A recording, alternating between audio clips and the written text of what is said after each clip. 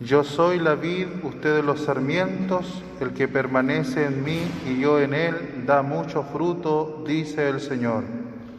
Aleluya, aleluya, aleluya. El Señor esté con ustedes. Evangelio de nuestro Señor Jesucristo según San Lucas.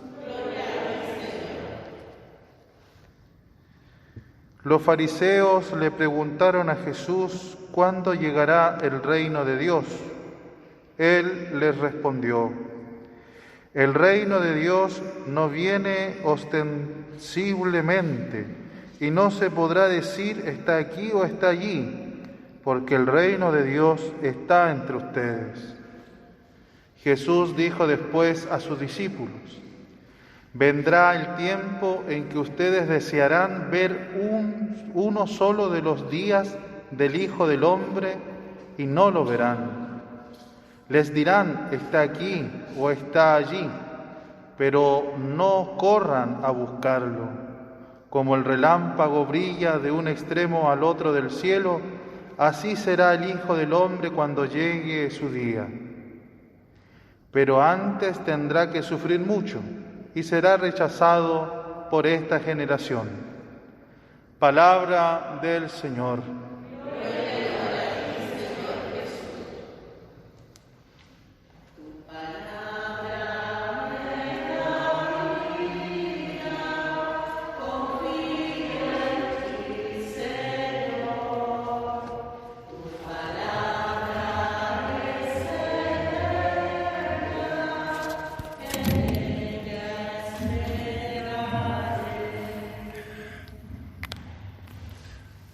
Tomen asiento. Mis queridos hermanos, ya nos vamos acercando al final del año litúrgico y también al Adviento. Y esto es muy interesante porque el Evangelio nos habla cada vez más de la segunda venida de Cristo, el final de los tiempos, el juicio final. Y justamente hoy la gran pregunta que le hacen los fariseos a Jesús es ¿cuándo llega el reino de los cielos? Para los judíos, el reino de los cielos era la presencia del Mesías que iba a venir a este mundo de un modo maravillosamente claro y también muy visible desde el punto de vista mundano, digamos, con mucho poder para expulsar a los romanos de Israel y para hacer que el pueblo judío se convirtiera en el pueblo más poderoso, predominante en el mundo. Esto choca completamente con la mentalidad de Jesús, porque Él decía, mi reino no es de este mundo.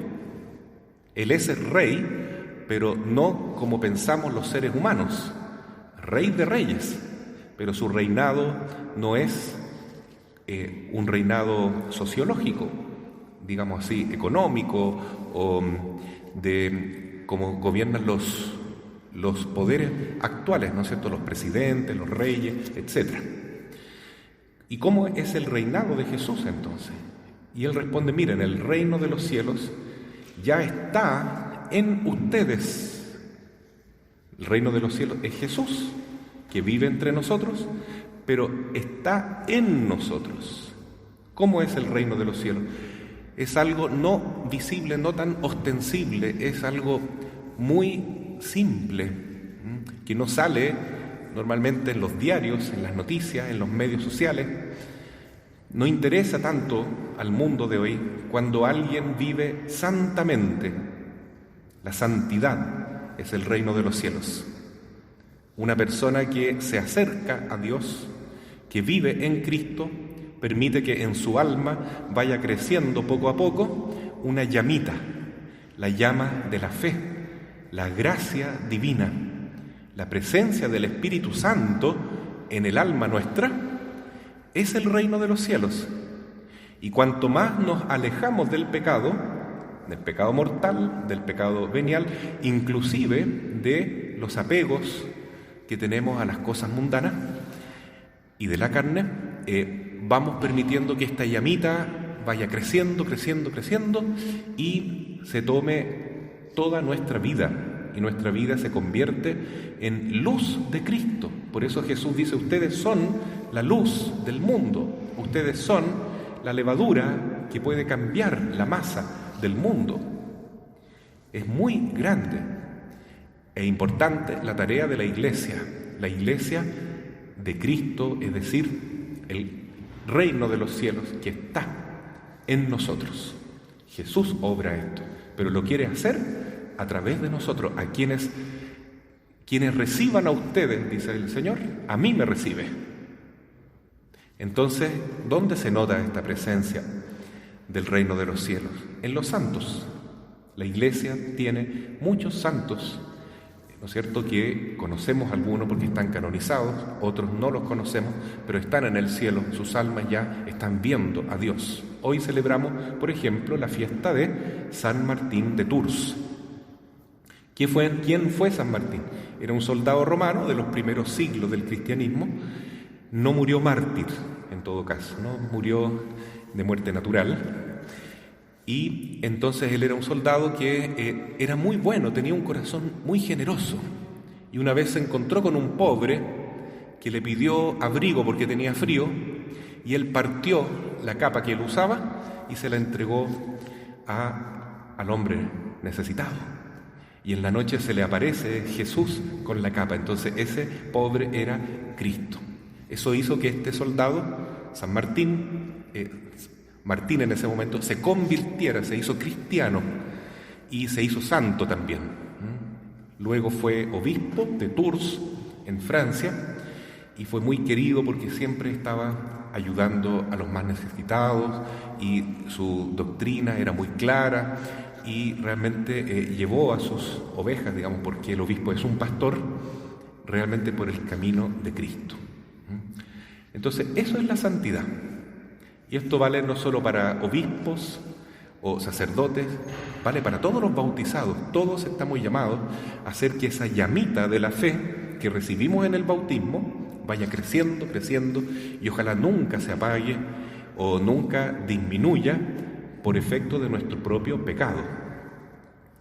Después también dice Jesús que el día final, cuando ya se manifieste plenamente el reino de los cielos, será como un rayo que todos van a ver, un relámpago.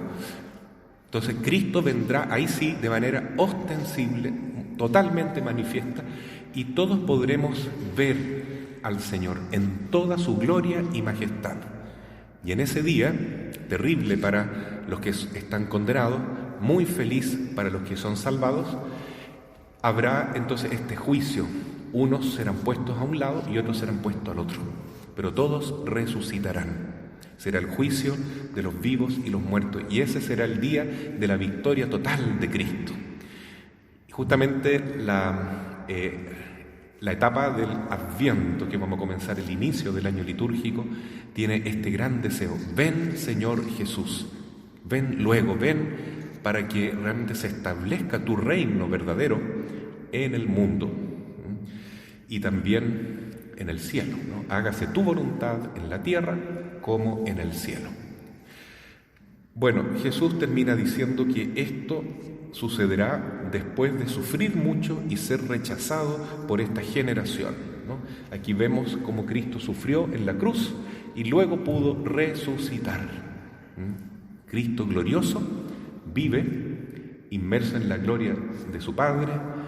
El Padre, el Hijo y el Espíritu Santo, la Santísima Trinidad, está presente también, inhabitando en nosotros, en la Iglesia, y nosotros también, como discípulos de Jesús, en este tiempo sobre todo, tenemos que sufrir lo mismo que Cristo, sufrir mucho, ser rechazados por esta generación perversa que sigue los mandatos de Satanás, que está guiando las naciones en este momento, y todas las políticas que estamos viendo en el mundo se van conduciendo cada vez más hacia el satanismo, ¿ya? Que significa rendir culto al demonio a través de un antidecálogo. Si el mandamiento de Dios nos dice no matarás, el demonio enseña que sí hay que matar, sí al aborto, sí a la eutanasia, sí al odio. Si el mandamiento de Dios dice que no hay que mentir, nosotros vemos que hoy en día la mentira ya pasa a tomar carta de ciudadanía, incluso en las mismas autoridades, los ejemplos que estamos viendo. Entonces, lo que notamos, hermanos, es que estamos en un tiempo difícil, la Iglesia tendrá que sufrir mucho, pero si estamos con Cristo, ya estamos con la victoria en la palma de la mano. Estamos felices de sufrir con Cristo la persecución, porque, dice San Pablo, solo así con Él reinaremos. Y si morimos con Cristo, con Él resucitaremos. Entonces, en esta Santa Misa vamos a pedir al Señor que nos aumente la fe para que realmente podamos vivir con nuestro corazón totalmente apegado a las cosas de Dios. La oración, la Eucaristía principalmente, ¿no es cierto?, la adoración eucarística igual, y el amor a la Virgen, al Santo Rosario. En este mes de María principalmente nos queremos unir al corazón inmaculado de nuestra Madre, y mucha oración. Eso es lo que va a permitir que esta llamita de la fe, del Espíritu Santo, crezca en nosotros. Eso es lo único que importa, hermano. ¿Qué puede importar más que vivir en Dios y dejar que Él viva en nosotros? Lo demás es un medio, es importante en su justa medida, pero es relativo. Lo único que es absoluto y que es maravillosamente hermoso es que Dios viva en nosotros, que el reino de los cielos esté presente en nuestras almas, en nuestras familias y ojalá también en nuestro país. Por eso también queremos pedir por Chile, por el mundo entero, para que nos vayamos organizando de acuerdo a la ley de Dios y no a este antidecálogo que denunciaba Benedicto XVI, que es propio de la cultura de la muerte, que quiere dominar el mundo entero. Así sea. Amén.